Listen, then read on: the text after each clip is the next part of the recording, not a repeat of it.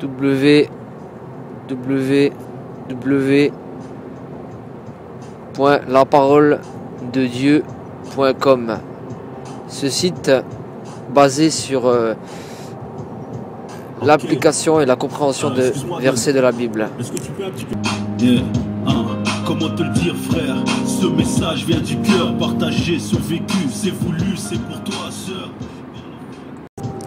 www.sourcedevie.com. Ok. Évangile selon Luc, chapitre 4. Jésus, rempli du Saint-Esprit, revint du Jourdain, et il fut conduit par l'Esprit dans le désert, où il fut tenté par le diable pendant 40 jours. Il ne mangea rien durant ces jours-là, et après qu'ils furent écoulés, il eut faim.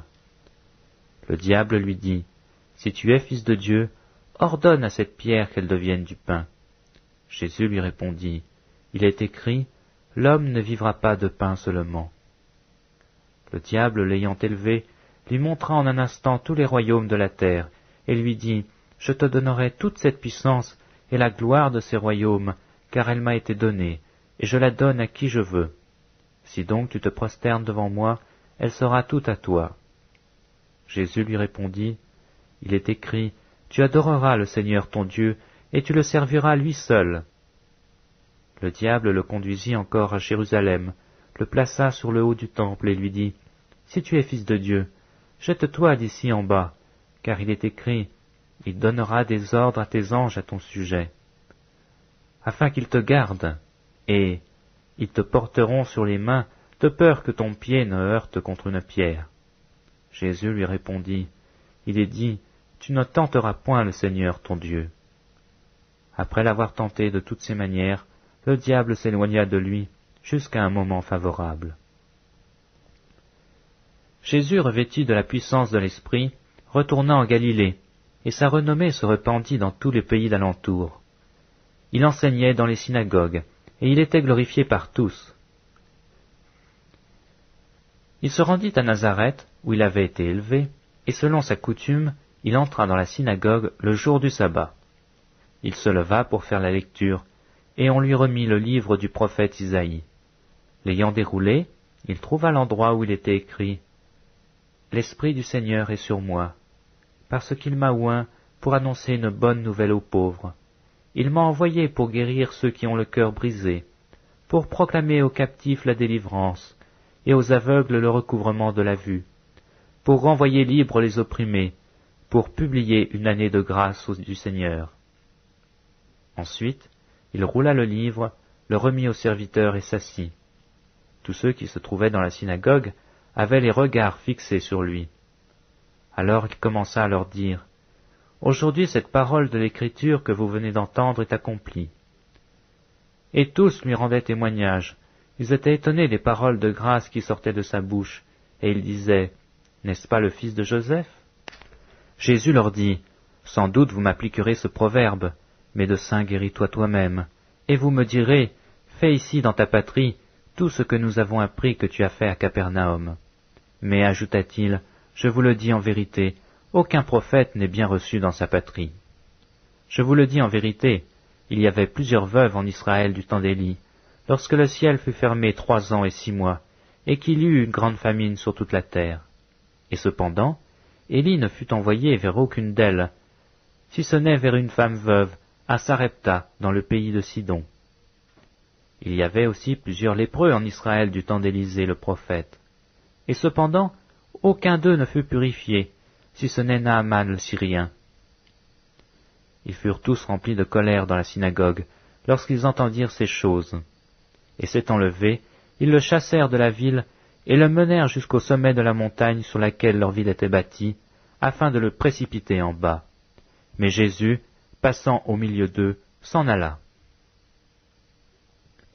Il descendit à Capernaum, ville de la Galilée, et il enseignait le jour du sabbat.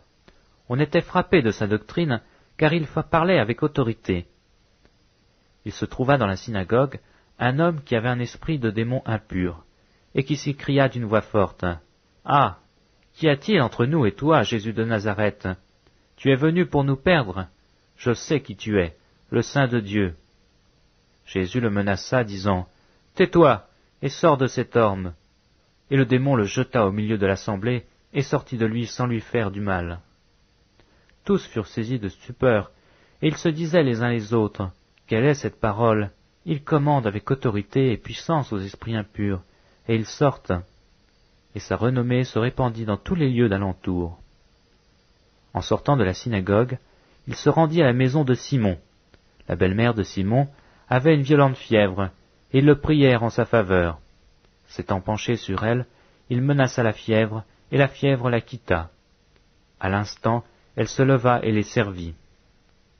Après le coucher du soleil, tous ceux qui avaient des malades, atteints de diverses maladies, les lui amenèrent. Il imposa les mains chacun d'eux, et il les guérit. Des démons aussi sortirent de beaucoup de personnes, en criant et disant, « Tu es le Fils de Dieu !» Mais il les menaçait, et ne leur permettait pas de parler, parce qu'ils savaient qu'il était le Christ. Dès que le jour parut, il sortit, et alla dans un lieu désert. Une foule de gens se mirent à sa recherche, et arrivèrent jusqu'à lui. Il voulait le retenir, afin qu'il ne les quittât point. Mais il leur dit, « Il faut aussi que j'annonce aux autres villes la bonne nouvelle du royaume de Dieu, car c'est pour cela que j'ai été envoyé. » Et il prêchait dans les synagogues de la Galilée. Évangile selon Luc, chapitre 5. Comme Jésus se trouvait auprès du lac de Génézareth, et que la foule se pressait autour de lui pour entendre la parole de Dieu, il vit au bord du lac 2 barques, d'où les pêcheurs étaient descendus pour laver leurs filets. Il monta dans l'une de ces barques, qui était à Simon, et il le pria de s'éloigner un peu de terre. Puis il s'assit, et de la barque il enseignait la foule. Lorsqu'il eut cessé de parler, il dit à Simon, « Avance en pleine eau, et jetez vos filets pour pêcher. » Simon lui répondit, « Maître, nous avons travaillé toute la nuit sans rien pendre, mais sur ta parole je jetterai le filet. » L'ayant jeté, ils prirent une grande quantité de poissons, et leurs filets se rompaient. Ils firent signe à leurs compagnons qui étaient dans l'autre barque de venir les aider. Ils vinrent, et ils remplirent les 2 barques, au point qu'elles s'enfonçaient. Quand il vit cela, Simon-Pierre tomba aux genoux de Jésus, et dit, « Seigneur, retire-toi de moi, car je suis un homme pécheur. » Car l'épouvante l'avait saisi, lui, et tous ceux qui étaient avec lui, à cause de la pêche qu'ils avaient faite. Il en était de même de Jacques et de Jean, fils de Zébédée, les associés de Simon. Alors Jésus dit à Simon, « Ne crains point, désormais tu seras pêcheur d'hommes. » Et ayant ramené les barques à terre, ils laissèrent tout et le suivirent. Jésus était dans une des villes, et voici un homme couvert de lèpre, l'ayant vu, tomba sur sa face et lui fit cette prière. « Seigneur, si tu le veux, tu peux me rendre pur. » Jésus étendit la main, le toucha et dit, « Je le veux, sois pur. » Aussitôt la lèpre le quitta. Puis il ordonna de n'en parler à personne.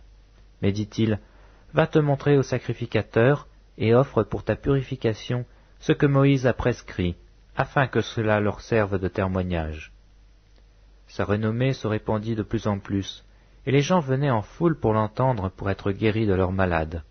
Et lui, il se retirait dans les déserts et priait. Un jour Jésus enseignait. Des pharisiens et des docteurs de la loi étaient là assis, venus de tous les villages de la Galilée, de la Judée et de Jérusalem. Et la puissance du Seigneur se manifestait par des guérisons. Et voici des gens, portant sur un lit un homme qui était paralytique, cherchaient à le faire rentrer et à le placer sous ses regards. Comme ils ne savaient pas où l'introduire, à cause de la foule, ils montèrent sur le toit, et ils descendirent par une ouverture avec son lit, au milieu de l'assemblée devant Jésus. Voyant leur foi, Jésus dit, « Homme, tes péchés te sont pardonnés. » Les scribes et les pharisiens se mirent à raisonner et dirent, « Qui est celui-ci qui profère des blasphèmes? Qui peut pardonner les péchés, si ce n'est Dieu seul ?» Jésus, connaissant leurs pensées, prit la parole et leur dit, « Quelle pensée avez-vous dans vos cœurs? Lequel est le plus aisé de dire, « Tes péchés te sont pardonnés » ou de dire, « Lève-toi et marche » Or, afin que vous sachiez que le Fils de l'homme a sur la terre le pouvoir de pardonner les péchés, je te l'ordonne, dit-il au paralytique, « Lève-toi, prends ton lit et va dans ta maison. » Et à l'instant, il se leva en leur présence, prit le lit sur lequel il était couché, et s'en alla dans sa maison, glorifiant Dieu. Tous étaient dans l'étonnement, et glorifiaient Dieu. Remplis de crainte, ils disaient, « Nous avons vu aujourd'hui des choses étranges. » Après cela, Jésus sortit, et il vit un publicain nommé Lévi, assis au lieu des péages. Il lui dit, « Suis-moi. » Et laissant tout, il se leva et le suivit. Lévi lui donna un grand festin dans sa maison, et beaucoup de publicains et d'autres personnes étaient à table avec eux. Les pharisiens et les scribes murmurèrent, et dirent à ses disciples, « Pourquoi mangez-vous et buvez-vous avec les publicains et les gens de mauvaise vie ?» Jésus, prenant la parole, leur dit, « Ce ne sont pas ceux qui se portent bien qui ont besoin de médecins, mais les malades. Je ne suis pas venu appeler à la repentance des justes, mais des pécheurs. » Ils lui dirent, « Les disciples de Jean, comme ceux des pharisiens, jeûnent fréquemment et font des prières, tandis que les tiens mangent et boivent. » Il leur répondit, « Pouvez-vous faire jeûner les amis de l'époux pendant que l'époux est avec eux? Les jours viendront où l'époux leur sera enlevé, alors ils jeûneront ces jours-là. » Il leur dit aussi une parabole. Personne ne déchire d'un habit neuf un morceau pour le mettre à un vieil habit. Autrement, il déchire l'habit neuf, et le morceau qu'il en a pris n'assortit pas au vieux. Et personne ne met du vin nouveau dans de vieilles outres. Autrement, le vin nouveau fait rompre les outres, il se répand, et les outres sont perdues. Mais il faut mettre le vin nouveau dans des outres neuves. Et personne, après avoir bu du vin vieux, ne veut du nouveau, car il dit, « Le vieux est bon ».